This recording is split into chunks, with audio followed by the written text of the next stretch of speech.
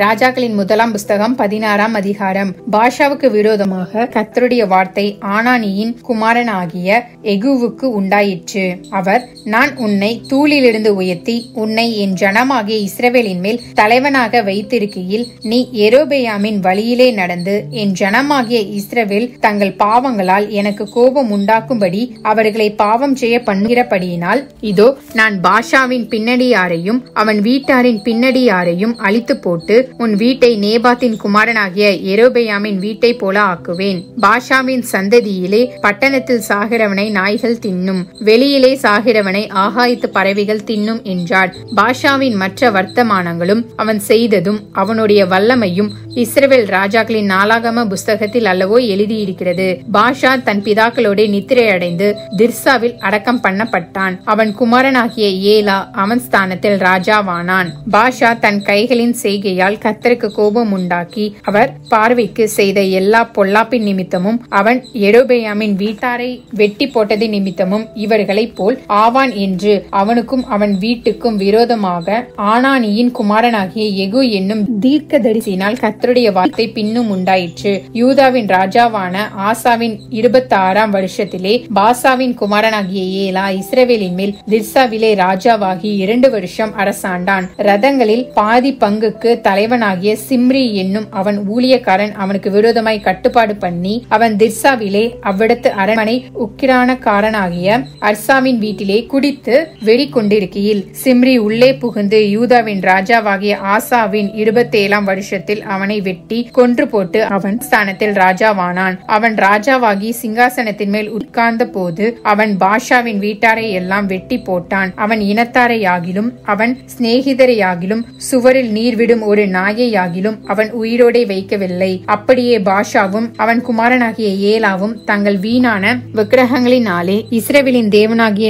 கர்த்தருக்கு கோபம் உண்டாக்கி செய்ததும் இஸ்ரவேலை செய்ய பண்ணினதுமான அவர்களுடைய எல்லா பாவங்களின் நிமித்தமும் கர்த்தர் தீர்க்கதரிசியாகிய எகுவினால் பாஷாவை குறித்து சொல்லியிருந்த அவருடைய வார்த்தையின்படியே சிம்ரி பாஷாவின் வீட்டாரை எல்லாம் அழித்து போட்டான். ஏலாவின் மற்ற வர்த்தமானங்களும் அவன் செய்தவையாவும் இஸ்ரவேல் ராஜாக்களின் நாளாகம புஸ்தகத்தில் அல்லவோ எழுதியிருக்கிறது. யூதாவின் ராஜாவாகிய ஆசாவின் 27ஆம் வருஷத்திலே சிம்ரி திர்சாவிலே 7 நாள் ராஜாவாய் இருந்தான். ஜனங்கள் அப்பொழுது பெலிஸ்தருக்கு இருக்கிற கிபத்தோனுக்கு எதிராக பாளையம் இறங்கி இருந்தார்கள். சிம்ரி கட்டுப்பாடு பண்ணி ராஜாவை கொன்று போட்டான் என்பதை அங்கே பாளையம் இறங்கின ஜனங்கள் கேட்டபோது இஸ்ரவேலர் எல்லாரும் அந்நாளிலே தானே பாளையத்திலே படைத்தலைவனாகிய உம்ரியை இஸ்ரவேல் மேல் ராஜாவாக்கினார்கள். அப்பொழுது உம்ரியும் அவனோடே கூட இஸ்ரவேல் அனைத்தும் கிபத்தோனில் இருந்து வந்து திர்சாவை முற்றுகை போட்டார்கள். பட்டணம் பிடிப்பட்டதை சிம்ரி கண்டபோது அவன் ராஜாவின் வீடாகிய அரண்மனைக்குள் பிரவேசித்து தான் இருக்கிற ராஜ அரண்மனையை தீக்கொளுத்தி அதிலே செத்தான். அவன் கர்த்தரின் பார்வைக்கு பொல்லாப்பானதை செய்து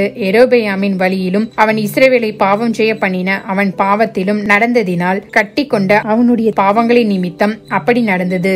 சிம்ரியின் மற்ற வர்த்தமானங்களும் அவன் பண்ணின அவனுடைய கட்டுப்பாடும் இஸ்ரவேல் ராஜாக்களின் நாளாகம புஸ்தகத்தில் அல்லவோ எழுதியிருக்கிறது. அப்பொழுது இஸ்ரவேல் ஜனங்கள் 2 வகுப்பாய் பிரிந்து பாதி ஜனங்கள் கீனாத்தின் குமாரனாகிய திப்னியை ராஜாவாக்க அவனை பின்பற்றினார்கள், பாதி ஜனங்கள் உம்ரியை பின்பற்றினார்கள். ஆனாலும் கீனாத்தின் குமாரனாகிய திப்னியை பின்பற்றின ஜனங்களை பார்க்கிலும் உம்ரியை பின்பற்றின ஜனங்கள் பலத்து போனார்கள். திப்னி செத்து போனான், உம்ரி அரசாண்டான். யூதாவின் ராஜாவாகிய ஆசாவின் 31ஆம் வருஷத்தில் உம்ரி இஸ்ரவேல் மேல் ராஜாவாகி 12 வருஷம் ராஜபாரம் பண்ணினான். அவன் திர்சாவிலே 6 வருஷம் அரசாண்டு பின்பு சேமேரின் கையிலிருந்து சமாரியா மலையை 2 தாலந்து வெள்ளிக்கு வாங்கி அந்த மலையின் மேல் ஒரு பட்டணத்தை கட்டி அதற்கு மலையினுடைய எஜமானாயிருந்த சேமேருடைய பேரின்படியே சமாரியா என்னும் பேரை தரித்தான். உம்ரி கர்த்தரின் பார்வைக்கு பொல்லாப்பானதை செய்து தனக்கு முன்னிருந்த எல்லாரை பார்க்கிலும் கேடாய் நடந்து நேபாத்தின் குமாரனாகிய யெரொபெயாமின் சகல வழியிலும் இஸ்ரவேலின் தேவனாகிய கர்த்தருக்கு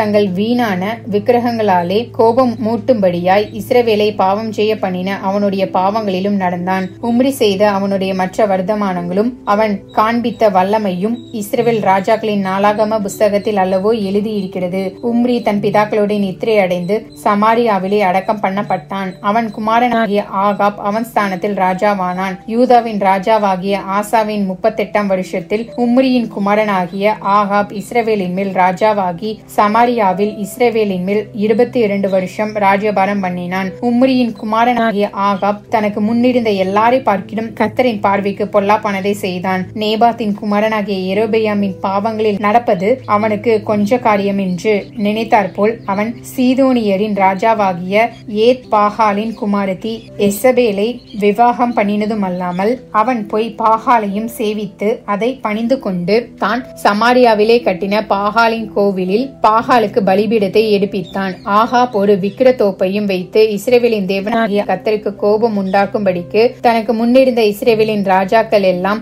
செய்ததை பார்க்கிலும் அதிகமாய் செய்து வந்தான். அவன் நாட்களிலே பெத்தேல் ஊரானாகிய ஈயேல் எரிகோவை கட்டினான். கர்த்தர் நூனின் குமாரனாகிய யோசுவாவை கொண்டு சொல்லியிருந்த வார்த்தையின்படியே அவன் அதன் அஸ்திபாரத்தை போடுகிற போது அபிராம் என்னும் தன் மூத்த குமாரனையும் அதன் வாசல்களை வைக்கிற போது செகூப் என்னும் தன் இளைய குமாரனையும் சாக கொடுத்தான் என்பதே. ஆமேன்.